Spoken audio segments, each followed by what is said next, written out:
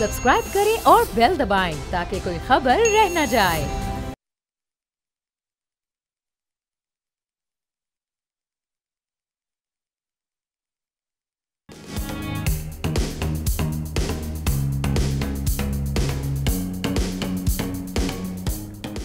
अस्सलाम वालेकुम नाजरीन, आप देख रहे हैं न्यूज़ पंच। मैं हूं आमना खटाना। बड़े कम ऐसे मौके आते हैं जब से मियां शाह साहब वापस आए हैं वतन वापस कि हमें वो मंजर आम पर नज़र आएँ। थोड़ी देर के लिए कोई एक स्पीच आती है, कोई एक इजलास आता है, उसके बाद मियां नवाज शरीफ साहब खामोशी इख्तियार कर लेते हैं और किसी गुमनाम जगह पर हम देखते हैं कि वो चले जाते हैं। अब आज देखा है हमने एक ऐसे वक्त में जिस वक्त कहा जा रहा है जनाब बड़ी टाइमिंग बड़ी इंपॉर्टेंट है, एक मेजर डेवलपमेंट हुई है। वो ये कि जिस तरह से जो साबिक DGISI हैं फैज़ हमीद साहब, उनकी गिरफ़्तारी हुई और उस गिरफ़्तारी के बाद हमने देखा कि जनाब अब इस पे जो लब कुशाई जो थी वो की है मियां नवाज शरीफ साहब सामने आए हैं। आज उन्होंने अपनी जो खामोशी थी उसको तोड़ते हुए आज फिर एक न्यूज़ कॉन्फ्रेंस अपनी साहबजादी के हमरा, लेकिन पुरानी बातें हैं, मुझे क्यों निकाला, वो तमाम बातें उन्होंने दोबारा की हैं जो हम पहले भी उनकी स्पीचेस में और उनके जो तकारीर हैं उसके अलावा जो न्यूज़ कॉन्फ्रेंसेस है उसमें सुनते आए हैं। PMLN के कायद हैं मियां नवाज शरीफ साहब और इस वक्त सरबराह भी हैं, लेकिन वो हुकूमत वक्त से जो कि PMLN की है, उनके भाई इस वक्त विफाक में हैं, प्राइम मिनिस्टर हैं, वज़ारत उज़्मा की कुर्सी पर हैं, उनसे वो दरख्वास्त कर रहे हैं कि जी दरख्वास्त है दीगर सूबों से भी और हुकूमतों से कि जनाब आप जो बिजली की कीमतें हैं उसको कम किए जाए। अब जो पंजाब तक के मामला हैं उसमें तो मियां नवाज शरीफ साहब ने साहबजादी उनकी वज़ीर आला पंजाब है, लेकिन उन्होंने ऐलान किया कि 500 यूनिट तक बिजली जो है इस्तेमाल करने वालों के लिए फ़ी यूनिट 14 रुपये कमी का ऐलान करते हैं। क्या मामला सिर्फ पंजाब तक मियां साहब ने देखने? एक तो ये सवाल आज की प्रेस कॉन्फ्रेंस से उठ रहा है, या उनका इंटरेस्ट सिर्फ पंजाब तक अपनी साहबजादी की गवर्नमेंट तक रह चुका है। और दूसरी बात ये है कि क्या माजी के हवाले देकर हम सिर्फ आज के जो मसाइल हैं उनके मसाइल का हल निकाल सकते हैं, या फिर आज के लिए कुछ सोचा जाए? चूँकि मियां साहब एक जिस तरह से हम देख रहे हैं कि मंझे हुए सियासतदान हैं, जिस तरह से वो वज़ारत उज़्मा की कुर्सी पर बराजुमान रहे एक अरसे तक, लेकिन अभी तक जो पाकिस्तान को दरपेश मसाइल हैं वापस आने के बाद मियां साहब ने उन हल का नहीं बताया, बल्कि वही जो उनके गिले शिकवे थे वो उससे बाहर नहीं आ रहे। आज की प्रेस कॉन्फ्रेंस को हमारे जो पैनलिस्ट हैं वो कैसे देखते हैं, मैं पहले तारुफ करवा देती हूँ। हमाद रुहेला इस्लामाबाद स्टूडियो से हमारे साथ हैं, ज़ाहिर शाह शिराजी साहब हमारे साथ मौजूद हैं, अली आफ्ताब, अब्दुल्ला हमीद गुल साहब, चेयरमैन जवानाने पाकिस्तान, आपने भी हमें आज स्पेशल वक्त दिया है, आप तमाम का बेहद शुक्रिया। आगाज़ करते हैं, शाह साहब आपकी जानिब आ रहे हैं। कुछ नया देखा आपने आज की न्यूज़ कॉन्फ्रेंस में? मियाँ साहब ने लब कुशाई की, फिर गायब हो जाते हैं, फिर वापस आते हैं, मुतहरिक होंगे, इस तरह की बातें की जाती हैं लेकिन होता कुछ नहीं है। किस तरह से तज्जिया करेंगे आज की न्यूज़ कॉन्फ्रेंस का?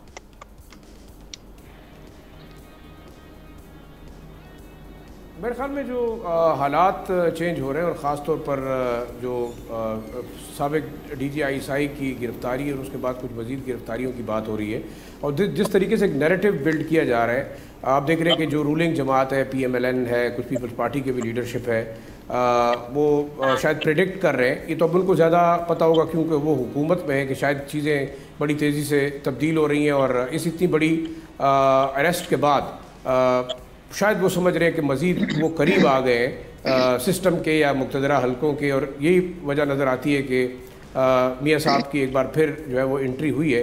लेकिन एक बात बिल्कुल वाज़ेह है जो मेरी ज़ाती राय है कि शायद मियां साहब अब इररेलेवेंट हो चुके हैं। जिस तरह अगर तहरीक इंसाफ के जो बानी चेयरमैन है उनके हवाले से एक स्टबर्न एटीट्यूड रहा है, वो मियां साहब का भी रहा है, और अगर उनको कोई रोल दिया जाना था तो वो मेरे ख्याल में इलेक्शन के दौरान उनके पास एक दे दिया जाता। रूम था मुझे तो मियां साहब के पास एक रूम था कि वो इस सारे सिचुएशन में, जब हम देख रहे हैं कि बानी PTI जेल में है, कैद में है, उस वक्त वो अपनी जगह बना सकते थे, लेकिन उन्होंने उस स्पेस को खुद हमने देखा कि गवा दिया। उन्होंने अपना इंटरेस्ट शो नहीं करवाया, वतन वापस आने के बाद भी वो मुतहरिक नहीं हुए। जो सारे मामलात थे वो चाहते तो अपने भाई के साथ बैठ के जो फॉर्मूले की बात करते रहे हैं कि उनके पास फॉर्मूला है, वतन वापस आएंगे तो मामला ठीक कर देंगे, वो फॉर्मूला दिया क्यों नहीं जा रहा? जो माजी में भी हम देखते रहे कि जिसकी बात करते हैं कि जी हम जिस तरह से हमने मईशत को चलाया था। देखिए मेरे ख्याल में उनका नैरेटिव बड़ा वाज़ेह है, वो एक एंटी इस्टेब्लिशमेंट नैरेटिव था और उनके जो इर्द गिर्द करीब लोग हैं, चाहे वो ख्वाजा साद रफ़ीक थे, चाहे उनके जो दूसरे करीबी जो कह सकते हैं ना PMLN के अंदर उनका जो क्लाउड था, उनका एक ही नैरेटिव था, वो एंटी इस्टेब्लिशमेंट था। और इसी के ऊपर आके वो नाम ले ले के बाजवा साहब और जो साबिक ISI के चीफ़ है उनका नाम लेते रहे कि ये तमाम चीज़ें उनकी वजह से हुई। तो मेरे ख्याल में एक इलेक्शन के दूसरा या तीसरा जब उनका जलसा था तो उसकी तो चीज़ें बड़ी वाज़ेह हो गई। वो तो डिमांड करते रहे कि मुझे 2/3 मेजॉरिटी अगर नहीं देनी तो मैं जो है ये टूटी फूटी और जो कमज़ोर हुकूमत हम नहीं लेना चाहते। तो उसके बाद आपने देखा कि बहुत सारे जलसों में वो गए नहीं। तो मेरे ख्याल में उनका तो एक फेट डिसाइड हो चुका था, वो उस वक्त भी हो चुका था। और शायद जो ओवरऑल स्ट्रक्चर बना पाकिस्तान के अंदर कि शहबाज शरीफ साहब करीब है उन लोगों के, एक एंडोर्समेंट उनकी हुई, उनको इलेक्शन में लाने का मकसद उनकी एंडोर्समेंट थी कि PMLN की एंडोर्समेंट है शहबाज शरीफ के साथ। बाकी आप देख रहे हैं कि जितना इनके दरमियान रिफ्ट है पंजाब गवर्नमेंट और इवन फेडरल गवर्नमेंट के दरमियान, जो आइडियालॉजी और कॉन्फ्लिक्ट है, एक लीडर अभी तक जो कहते रहे कि हमें जो है वो हुकूमत भी गलत दी गई, हमें लेनी नहीं चाहिए थी। अब मियाँ साहब और उनके जो करीबी हल्के, उनका नैरेटिव ये है। शहबाज शरीफ साहब भी चले ढके छुपे अल्फाज में कहते हैं कि हुकूमत उनको शायद फेडरल के अंदर करनी नहीं चाहिए थी, लेकिन कर रहे हैं। मैं ये समझता हूँ, देखिए अब वो लोग जो कि शायद बार बार आजमाए जा चुके हैं, मेरे ख्याल में हमारा सिस्टम उनको मजीद एक्सेप्ट करने के लिए तैयार नहीं है। जिस स्टबर्न एटीट्यूड के साथ मियाँ साहब ने कॉन्फ्लिक्ट पैदा किया इदारों के साथ, बेशक सिस्टम चलाने के लिए आपको सियासी जमातों की ज़रूरत है। वही हालात अब आप देखें कि बानी PTI के एक इतने आगे वो जा चुके हैं तमाम लड़ाई के अंदर कि मुझे नहीं समझता कि उनका भी रिटर्न होगा या नहीं। लेकिन मैं नहीं समझता कि मियाँ साहब की रेलेवेंसी, चाहे वो किसी भी किस्म की एंट्री दें, तकरीर करें, मेरे ख्याल में पाकिस्तानी सियासत में, हाँ उनकी बेटी वैसे भी वज़ीर आला है, भाई उनके वज़ीर आज़म है, नेक्स्ट जनरेशन की अगर कोई लीडरशिप उनके ख़ानदान से जाती है ठीक है, लेकिन मुझे नहीं नज़र आता कि मियाँ साहब के लिए कोई वापसी शायद एक बड़े लेवल के ऊपर पॉलिटिक्स में है।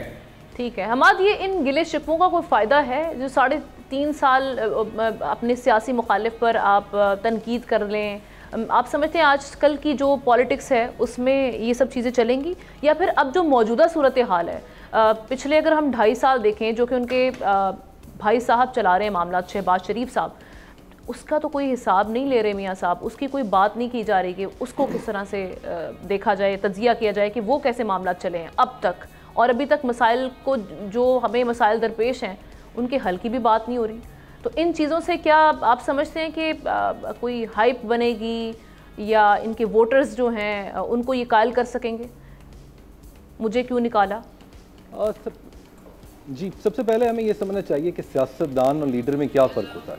सियासतदान हमेशा ये बताता है कि मैं क्यों ज़रूरी हूँ, मेरा रहना क्यों ज़रूरी है, मेरा रहना इस मुल्क के लिए क्यों ज़रूरी है। लीडर ये बताता है कि इस मुल्क का आगे बढ़ना क्यों ज़रूरी है, इस मुल्क के आगे बढ़ने का रोड मैप क्या होगा।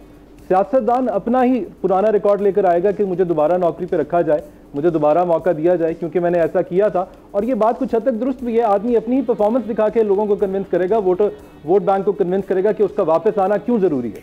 लेकिन एक लीडर दूसरी तरफ जो भी हालात हों, माजी को पसपुश डालता है और आगे चलने की, आगे बढ़ने की ना सिर्फ बात करता है बल्कि तरीक़ेकार भी बताता है। ये जो तासुर आ रहा था कि मियाँ साहब इरेलीवेंट हो गए हैं, शाह साहब ने भी बात की, मैं माजरत के साथ उनसे थोड़ा सा इख्तिलाफ रखूंगा। मेरे नज़दीक ये तासुर हकीकत के करीब तर नहीं है। हमारे यहाँ अगर आप देखें, अव्वल तो कोई भी रिटायर होना नहीं चाहता, क्रिकेटर हो, किसी और शोबे से ताल्लुक़ रखता हो, घर जाने को तैयार नहीं होता। सियासतदान भी ऐसे हैं, सेहत ख़राब होने के बावजूद आज भी सियासत कर रहे हैं, बल्कि कुछ सियासतदान तो ऐसे हैं जो कि दुनिया से जाने के बाद भी सियासत कर रहे हैं, उनके नाम पर सियासत हो रही है। तो सियासतदान हमेशा रेलिवेंट रहता है।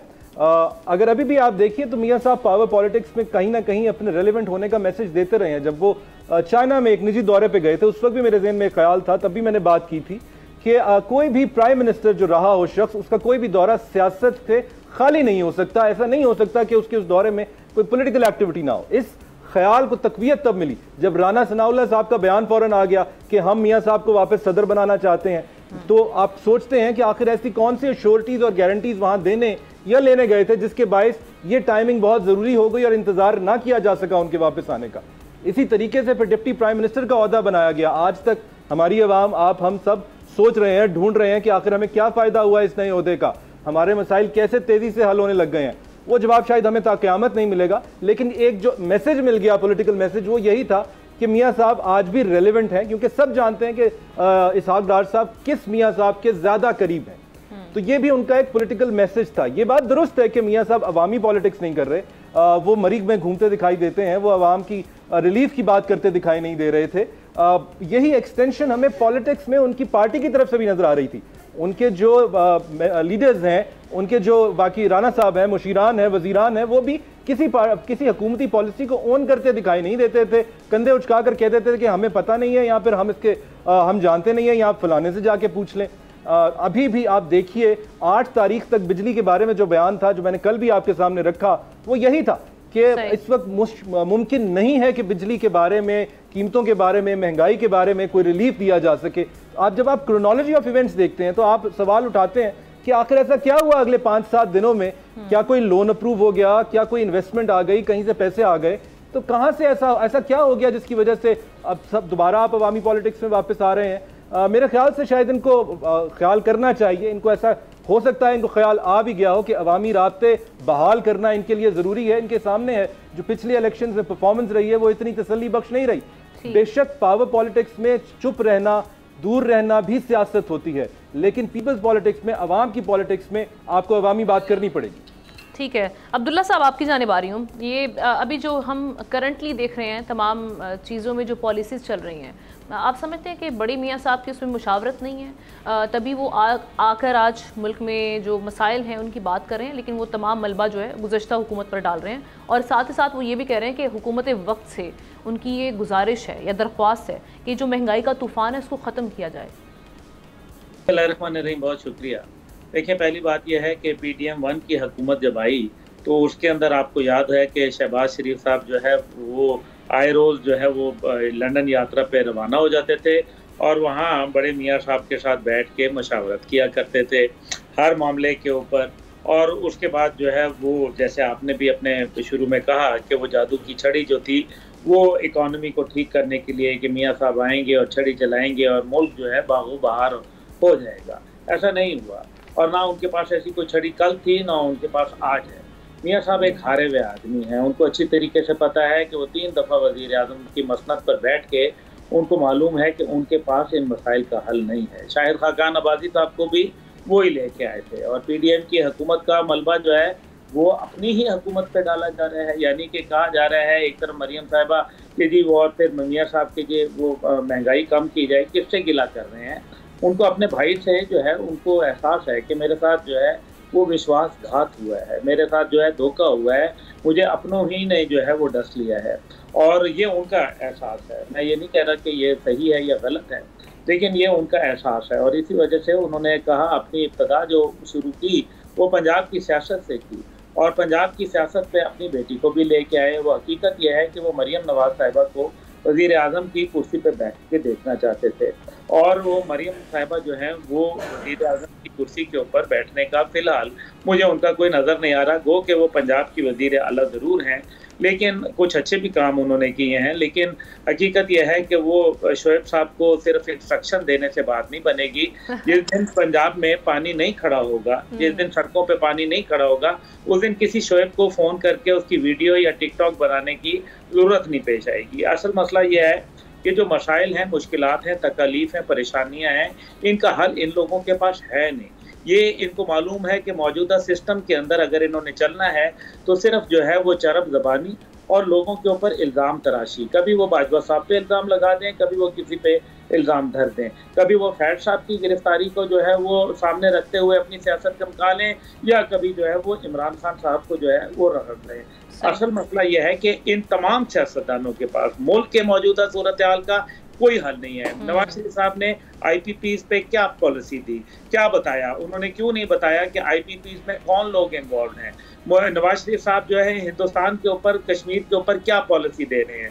नवाज शरीफ साहब जो है अपनी बेटी के साथ बैठ के अगर कमिश्नरों की मीटिंग को हेड कर लेते हैं, हेड क्या करते हैं, हेड तो मरियम साहिबा करती हैं, वो तो साथ बैठते हैं, तो फिर क्या ये उनका कुछ, ये असल में वही वाली बात है कि अपनी सियासी रेलेवेंस को कायम करने के लिए इन लोगों के पास कुछ नहीं है कौम को देने के लिए।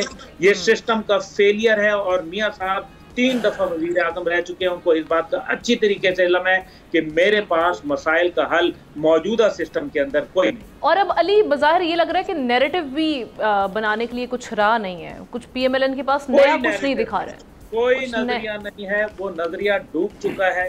और लोगों के अंदर जो है वो पज़ीराई खत्म हो चुकी है और वो नजर आ गया कि जो मुल्क के अंदर मसाइल हैं, अगर वो मियां साहब बात करें तो फिर खुल के बात करें ना, अदलिया के ऊपर बात कर लें, अमेरिकन रिलेशन पे बात कर लें, गजा पे बात करें, कश्मीर पे बात करें, एस्टैब्लिशमेंट के ऊपर बात करें। वो चार्जशीट आपकी इजाजत से मैं आपकी इजाजत से अगले पैनलिस्ट की जानिब जा रही हूँ। अली, एग्जैक्टली जैसे अब्दुल्ला साहब भी कह रहे हैं, कुछ नया रहा नहीं इनके पास, कोई नैरेटिव नहीं है बनाने के लिए। वोट को इज्जत दो का एक नैरेटिव बनाया था, मकबूल भी हुआ, कई लीडर्स उस पर खड़े थे। फिर बाद में हमने देखा PMLN के कई सियासतदान जो आज भी मुख्तलिफ शोज़ में बैठ कर यही बात करते हैं कि अगर उस पर जमे रहते तो ये जो एक जो इस वक्त हमारे सामने PMLN की सियासत है, इसमें जान पड़ी रहती। लेकिन अब जो हमारी सिचुएशन है वो हमारे सामने है। आपकी इजाजत से अगर एक जुमला इसमें ऐड कर दूं, आपकी इजाजत से, माजरत के साथ, देखें, वो वोट को इज्जत दो का बयानिया उनके अपनी पार्टी में पिट गया। उनकी अपनी पार्टी ने वोट को इज्जत जो दिलवानी थी वो तो नवाज शरीफ को लेके आना था, उनके अपने यहाँ ये बयानिया नहीं चला तो ये दूसरों को क्या चलाएंगे? आप बात कीजिए। करेक्ट जी अली जी, वो बहुत इस जो इन्होंने प्रेस कॉन्फ्रेंस की है उसमें फैक्चुअल बहुत ज़्यादा मिस्टेक्स हैं। देखिए, ये जो कह रहे हैं कि मैंने IMF को खुदा हाफिज़ कर दिया था, जैसे ही 2018 में हुकूमत नई आई थी, 8 महीने डिले किया गया था। आपको याद होगा असद उमर साहब जो है उन दिनों में गाने सुन के इकॉनमी ठीक करना चाह रहे थे। हम सब के शोज़ मौजूद हैं उस वक्त YouTube के ऊपर, आज भी तारीख़ पे जाकर देखे जा सकते हैं। हम तब पिटते थे कि ये मत करें, फौरी तौर पर जाएं IMF के पास, क्योंकि हालात नहीं है ऐसे कि IMF के बगैर गुजारा हो सके। मतलब जाहिर है बेल्ट कस के तो हो सकता है, लेकिन बेल्ट यहाँ पे कसने को तैयार कौन है? 8 महीने वो ज़ाया किए गए और उसके बाद असद उमर साहब को बदला गया, जिसके बाद फिर फौरी तौर पर IMF डील हुई। बुनियादी बात यह है कि जब ये आई थे तो हम शो कर रहे थे, तो किसकी वजह से कर रहे थे? क्योंकि पिछली हुकूमत ने ऐसा कोई परफॉर्म नहीं किया हुआ था कि जिसकी वजह से IMF पे ना जाना पड़ता। दूसरी चीज़ ये कि ये जो डॉलर का भी क्रेडिट लेते हैं, सबसे बड़ा तो डिस्क्रेडिट ही वो है कि मियाँ साहब ने जिस तरह से डॉलर को 100 पे रखा हुआ था, ये आज हम उसके सम्राट झेल रहे हैं। और ये जैसे ही आपको याद होगा कि 2017 में मियाँ साहब को निकाला गया था और हुकूमत PMLN की ही थी, जो उस वक्त प्राइम मिनिस्टर आए थे और नए वजीर ख़जाना आए थे, उन्होंने सबसे पहले तो डॉलर महंगा किया था और बिल्कुल ठीक किया था। इसी तरह ये जो अभी रिलीफ की बात कर रहे हैं ना, देखें ये जो रिलीफ दे रहे हैं ये कैसे दे रहे हैं। मैं ये नहीं कहता कि बिजली सस्ती नहीं हो सकती, ज़ाहिर है उस पर आप टैक्सेस कम कर देंगे तो बिजली सस्ती हो जाएगी। अब बुनियादी बात यह है कि अगर आप उस पर से टैक्सेस कम करेंगे तो यानी कि आपकी कहीं और से कलेक्शन कम हो जाएगी। जब कलेक्शन कम हो जाएगी तो फिर बजट कैसे पूरा होगा? आप बताते नहीं कि ये कैसे। मैं कल भी पूछ रहा था कि जी रिलीफ देने लगे हैं बिजली के बिल में, और कैसे, ये तो बताएं ना कि कैसे देने लगे हैं। ये कोई बादशाह की हुकूमत है कि जी आज से मेरे वालों रिलीफ है? क्या PSTP डायरेक्ट किया है? यहाँ पे क्या किया है आपने? ठीक है, ये तो बिल्कुल वैसी डेस्परेट अटेम्प्ट है जैसी इमरान खान ने की थी जब उसको यकीन आ गया था कि वोट ऑफ नो कॉन्फिडेंस होने लगा है, तो वो जो पेट्रोल के साथ करके गए थे, जिसको हम आज तक झेल रहे हैं, ये उस किस्म की डेस्परेट अटेम्प्ट है। मुझे लगता है इनको ये लगना शुरू हो गया कि इनकी हुकूमत जाने वाली है। अच्छा, लेकिन ये मामला पंजाब तक ही कहे गए हैं। चलें जी, आपका इस हवाले से टेक आ गया। एक ब्रेक लेते हैं, ब्रेक होते हैं, एक और हम मौजूद पे गुफ्तगू करेंगे।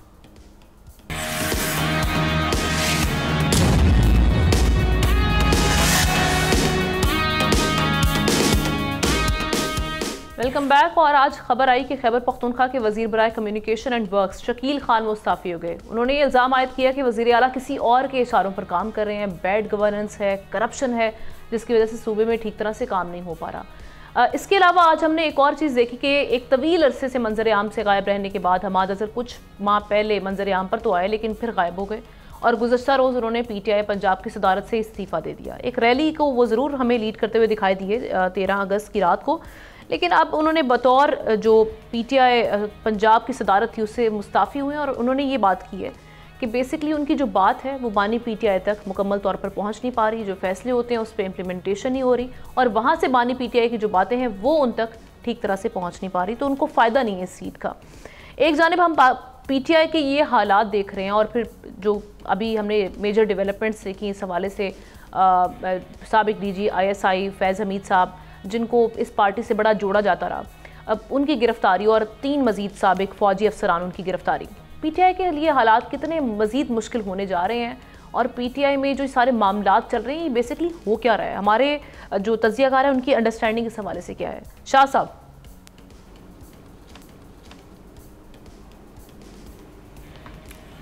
जी आपने बहुत बहुत शुक्रिया। देखें, मैं ये समझता हूँ कि जो आज डेवलपमेंट हुई है खैबर पख्तूनख्वा के अंदर, जहाँ तहरीक इंसाफ की 2/3 मेजॉरिटी से ज़्यादा की हुकूमत है, उनके अपने मिनिस्टर ने रिज़ाइन कर दिए। दूसरा वर्जन इसका ये आ रहा है कि सूबाई हुकूमत ने जो गुड गवर्नेंस कमेटी है उसकी रिकमेंडेशन पे उनके खिलाफ इंक्वायरी की और जो उनके खिलाफ तमाम चार्जेस साबित हुए कि एक तो उनसे मिस मैनेजमेंट हुई है, अख्तियारात का नाजायज़ इस्तेमाल किया है, करप्शन के मामला भी उन पर लगाए गए हैं, और उसके बाद उन्होंने बानी पीटीआई चेयरमैन इमरान खान की सिफारिश पे जो है उन्हें रिमूव किया गया। लेकिन दूसरी तरफ हमने देखा कि वज़ीर आला खैबर पख्तूनख्वा को शकील खान जो कि मिनिस्टर CNW थे, और CNW बड़ा ज़बरदस्त किस्म का महकमा है जो कि हम कह सकते हैं हर वज़ीर हर मुशीर चाहता है कि उसको मिले, तो उन्होंने ख़ुद इस्तीफ़ा दिया कि जनाब इस वक्त जो खैबर पख्तूनख्वा की हुकूमत है वो जो है वो इमरान खान के विज़न के मुताबिक काम नहीं कर रही, जो रियासत मदीना का तस्वर दिया था उस पर काम नहीं कर रही, जो इमरान खान की एक पॉलिसी थी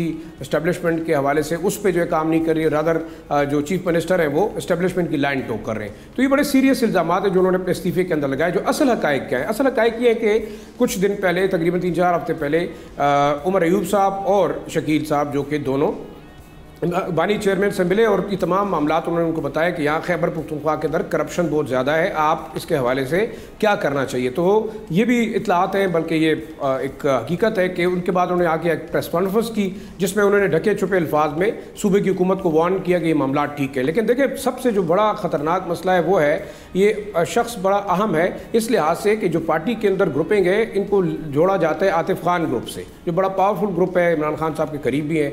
दूसरा इस वक्त जो अमीनुल्लाह गंडापुर साहब का ग्रुप है, शायद वो भी चाहते हैं कि उनके अपने बंदे आएँ। तो यहाँ KP के अंदर मेरे ख्याल में एक बड़ा सेटबैक है और ये एक रेड लाइन शायद क्रॉस कर दिए तहरीक इंसाफ के जो MPAs है। ये ओवरऑल मेरे ख्याल में तहरीक इंसाफ के लिए बड़ी नुकसानदेह है। और मेन मसला ये है कि पावर स्ट्रगल है। अभी आगे अगर आप ख़वातीन की नशिस्तों के नॉमिनेशन के हवाले से कि तो ग्रुपिंग सामने आ रही है, अगर मिनिस्ट्रियों के हवाले से जो है वो बात की जाए तो ग्रुपिंग सामने आ रही है। और एक खबर मैं आपको देता चलूँ कि आइंदा आप देखेंगे 3-4 हफ्तों के अंदर जो मौजूदा कैबिनेट है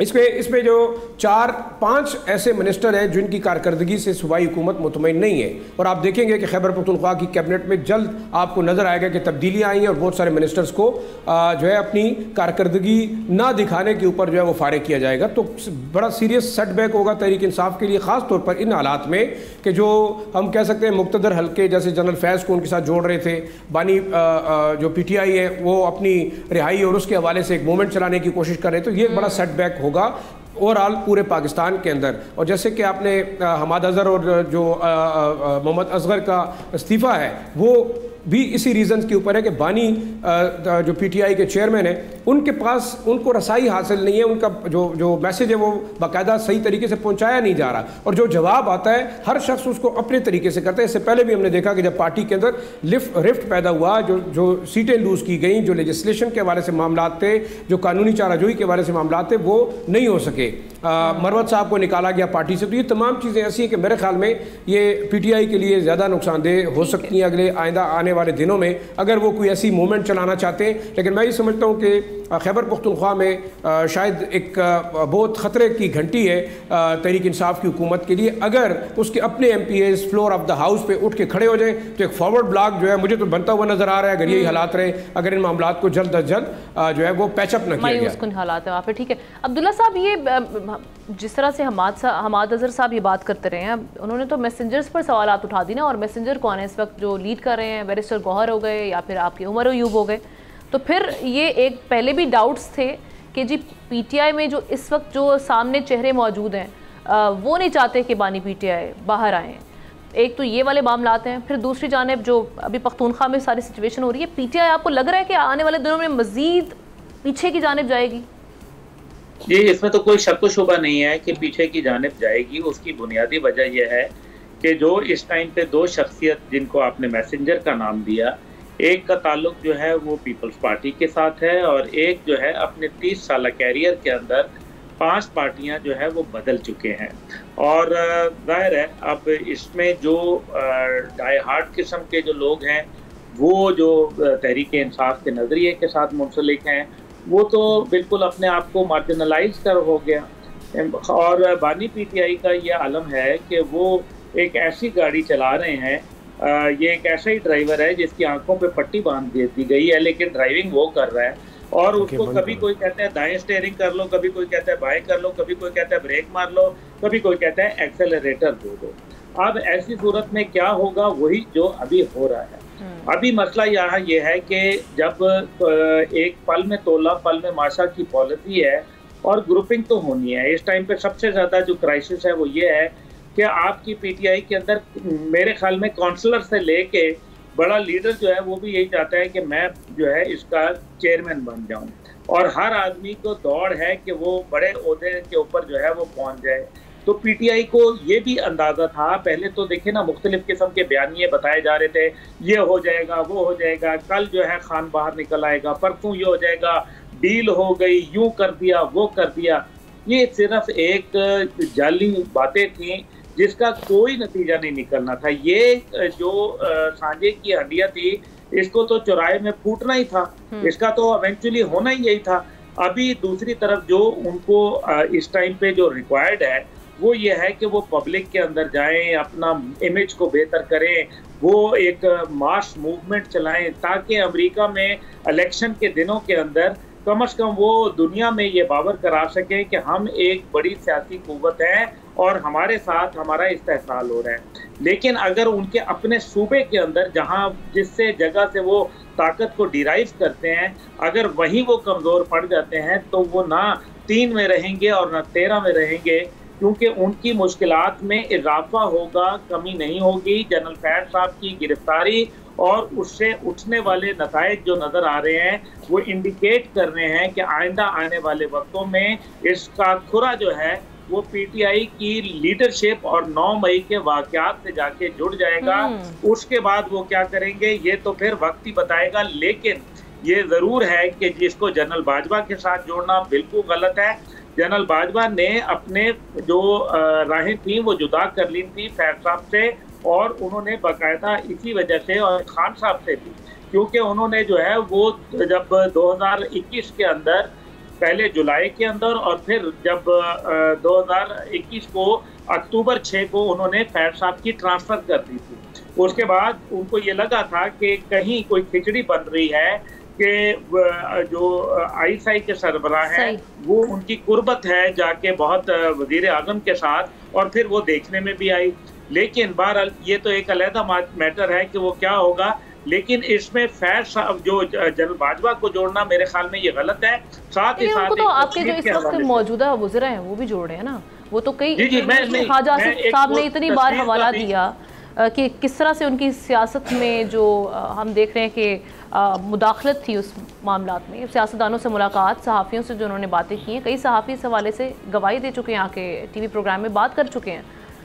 तो ये वाले मामला यहाँ तक महदूद नहीं। हाँ, लेकिन ये जो तस्वीर के हवाले से आया है ना कि जो आर्मी चीफ साहब ने अशाइया दिया उसमें रिटायर्ड अफसरों का और उसके अंदर जो है मौजूद नहीं थे अफसरों और जवानों का। भाई जनरल बाजवा जो है, मैं जिस मस्जिद में नमाज पढ़ता हूँ जुम्मे की, वहीं वो भी पढ़ते हैं, उनसे चंद हफ्तों कबल मुलाकात हुई। उन्होंने कहा मैं मुल्क से बाहर जा रहा हूँ, मैं जो है वो 18-19 तारीख को अगस्त की वापस आ जाऊँगा। जब वो मुल्क में ही नहीं थे तो उनको जो है वो वहाँ उस अशाइये में वो ज़ाहिर है उनका नहीं। लेकिन ये मैं आपको बताऊं, ये आपको पता चल जाएगा, आर्मी चीफ को इस मामले के अंदर नहीं घसीटा जाएगा।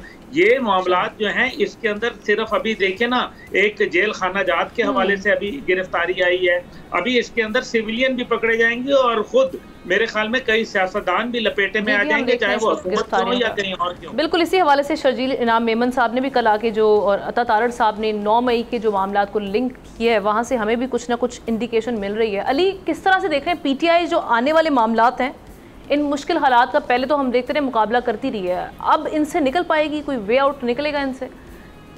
आने वाले दिन कितने मुश्किल हैं? देखिए, इस बारे में तो जो हमारे दूसरे इस्टीम्ड पैनलिस्ट हैं वो बेहतर बता सकते हैं। मैं मुख्तसरन जिक्र करना चाहूँगा, आज एक और वाक़या हुआ है, और वो वाक़या ये था कि आज कौमी असम्बली की एनर्जी के लिए कायमा कमेटी का इजलास था, और उसमें एनर्जी के ऊपर कोई बात नहीं हुई। और उसकी वजह यह है कि MNA इकबाल अफरीदी साहब ने वहाँ पे एतराज़ लगा दिया कि खातून ने कपड़े ठीक नहीं पहने थे, और उसके बाद वो सारा मसला खवातीन के कपड़ों पे चला गया। और उन्होंने ये भी तजवीज़ दी है कि अब से वो बताएंगे कि एक प्रोटोकॉल होना चाहिए खवातीन के कपड़ों का, लिबास का, कि वो क्या पहनेंगी और ये बताएंगे। सही। तो ये वाले मामलात हम देख रहे हैं कि मुल्क में इस वक्त बड़े अहम मसाइल हैं, मसाइल का सामना है, लेकिन अनफॉर्चुनेटली हमारे जो सियासतदान हैं या हाउस के जो मेंबर्स हैं वो इन मामलात को किस तरह से हाईलाइट कर रहे हैं। चलें, लेकिन अली मैं मुख्तसरन चाहूँगी, ये जो PTI में जो सारे मामलात, आप भी उनसे आगाह होंगे, अभी लग क्या रहा है आपको ये जो हमाद साहब का जो इस्तीफ़ा है, कहीं ना कहीं ये भी एक इंडिकेशन है कि जो आपके ऐसे लोग जो PTI के बड़े, हमने देखा कि सामने रहे, पहले फ्रंट लाइन पर रहे, कैबिनेट का हिस्सा थे, अब वो भी छोड़ के जा रहे हैं, तो ये PTI सपोर्टर्स के लिए एक बड़ी मायूसकुन सिचुएशन पैदा हो रही है। जी बिल्कुल, हमने जब ये इलेक्शन हुआ था तो तब भी हमने यही बात की थी कि PTI के लिए जो इस वक्त एक मुश्किल है सबसे बड़ी, वो है खैबर पख्तूनख्वा हुकूमत, क्योंकि ऑपोजिशन करना तो बड़ा आसान होता है, हुकूमत में फिर आपको डिलीवर करना पड़ता है। सो वो एक बहुत बड़ा मसला है। उसके अलावा ये जब भी कोई भी पार्टी ज़ेर ताब होती है, माजी में भी हमने देखा है, लोग छोड़ के जाते हैं, तितर बितर होते हैं, फिर वो पार्टी के हालात बेहतर होते हैं तो वापस आ जाते हैं। कई पार्टीज़ ज़रा ज़्यादा इंटैक्ट रहती हैं, कई ज़रा जल्दी टूट फूट का शिकार हो जाती हैं। इन एनी केस मेरा तो ये ख्याल है कि ये जो टूट फूट का शिकार ये पार्टी है, इसने होना था।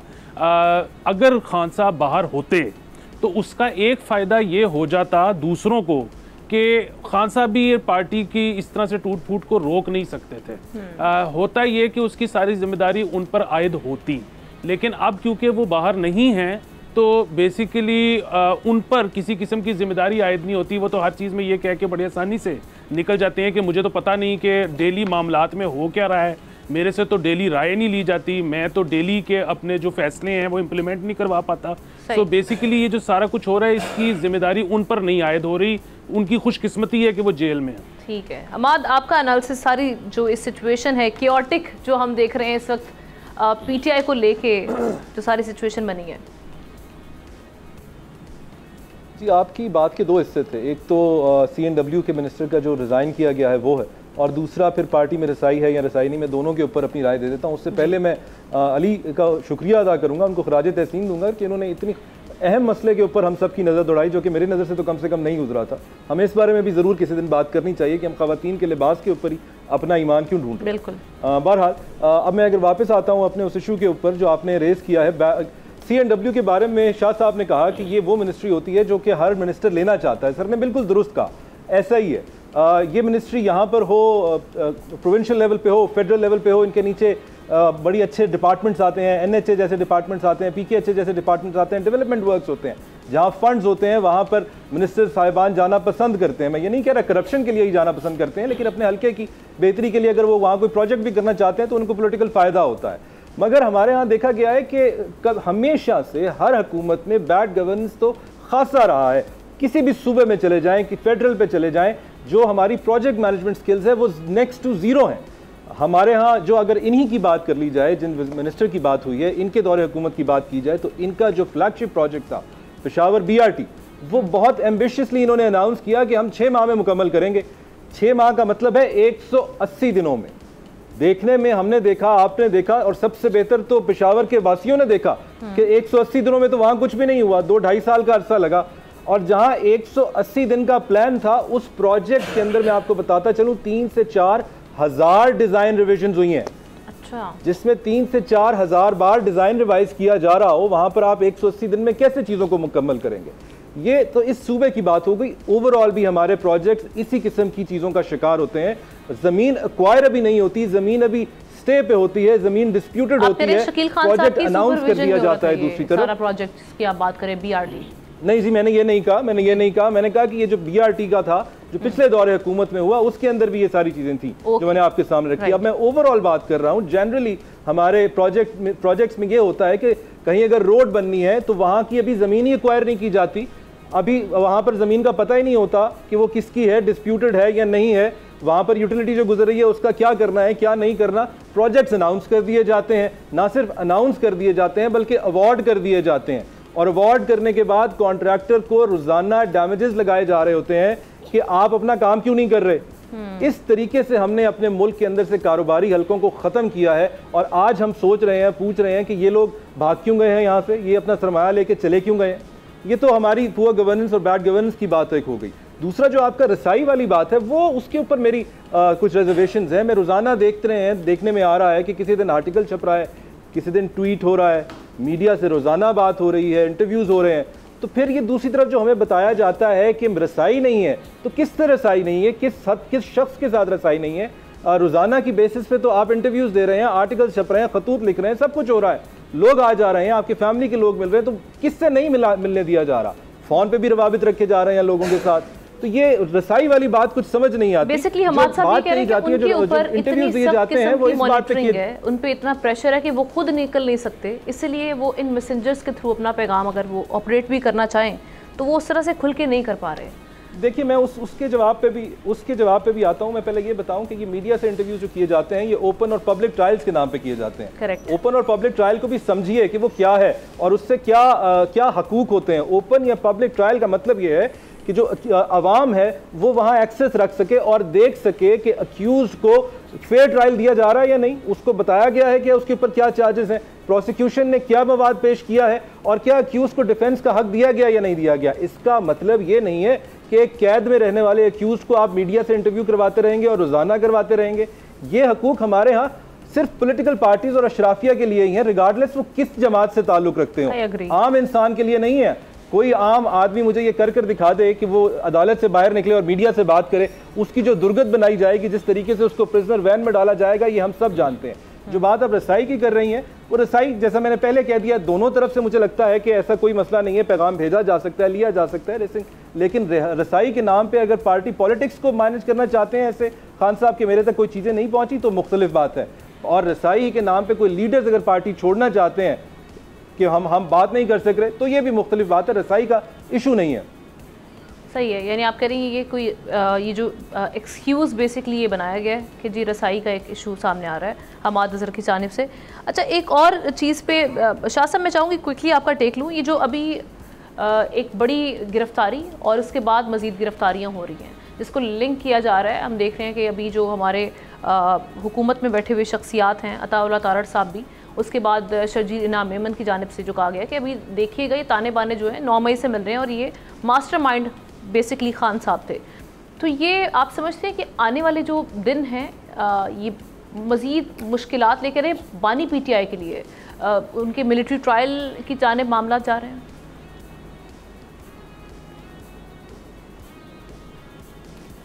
देखिए, एक रिपोर्ट है, शायद मैं उसके हवाले से थोड़ा सा जिक्र करना चाहूँ कि जिन आर्टिकल की शायद एक सेक्शन 39 है, 40 है, मैं माजरत के साथ मुझे प्रॉपर याद नहीं रहा, एक रिपोर्ट मेरी नज़र से गुजरी है जिसमें जो फैज़ हमीद साहब हैं, आप उनको किन आर्टिकल्स के तहत ट्राई कर सकते हैं या जो इनके अपने बायलाज हैं उसके अंडर, मेरे ख्याल में उसमें सिवाय एक करप्शन के चार्ज की बाकी चीज़ें सामने नहीं आई, लेकिन शायद 31 लगाया। दूसरा, बिल्कुल हुकूमत ये नैरेटिव बना रही है कि ओवरऑल शायद मास्टरमाइंड ये 2 अशखास थे जो कि किसी भी तरीके से 9 मई करवाने में, या बल्कि डायरेक्टली नाम लिया जा रहा है कि इमरान खान साहब के इमा के ऊपर ही तमाम चीज़ें हुई हैं और शायद फैज़ हमीद साहब ने ये प्लानिंग की है और इस पर जल्द पर गिरफ्तारियाँ भी होने वाली हैं। तो इशारा किस तरफ है? बिल्कुल आपकी बात बिल्कुल दुरुस्त है, मैं इससे इत्तेफाक करूँगा कि अगर बानी PTI को वाकई ले जाया जा रहा है, और कुछ सोर्सेज तो ये कह रहे हैं कि शायद जो है वो फैज़ हमीद साहब को अप्रूवर बनाने की भी कोशिश की जा रही है कि ये तमाम चीज़ें जो बानी PTI के कहने पर कर रहे हैं। लेकिन दूसरी तरफ आप देखें, जो मुख्तलिफ लीडर्स हैं तहरीक इंसाफ के, वो बाकायदा शिकायत करते रहे।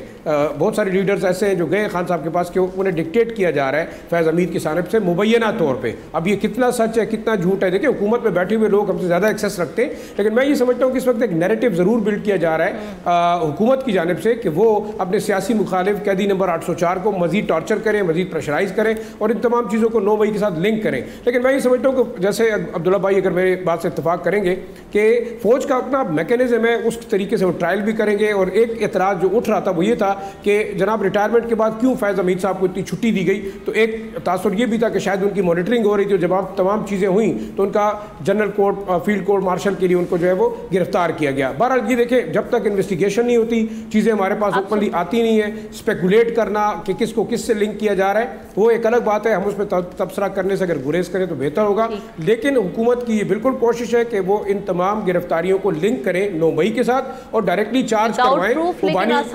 पीटीआई के जो चेयरमैन है उनको 9 मई, और बेशक शायद प्लानिंग यही है कि exactly it's a very serious matter, और इस पर आप ये नैरेटिव बनाने की हद तक ये मामला ठीक है, लेकिन नैरेटिव को फिर प्रूफ भी करना पड़ेगा, और वो आप प्रूफ्स के बगैर कोई भी मामला इस हद तक नहीं लेके जा सकते। मैं तमाम पैनलिस्ट का शुक्रिया अदा करूंगी। प्रोग्राम का वक्त है, आपसे अगले हफ्ते मुलाकात होगी। अल्लाह हाफिज़।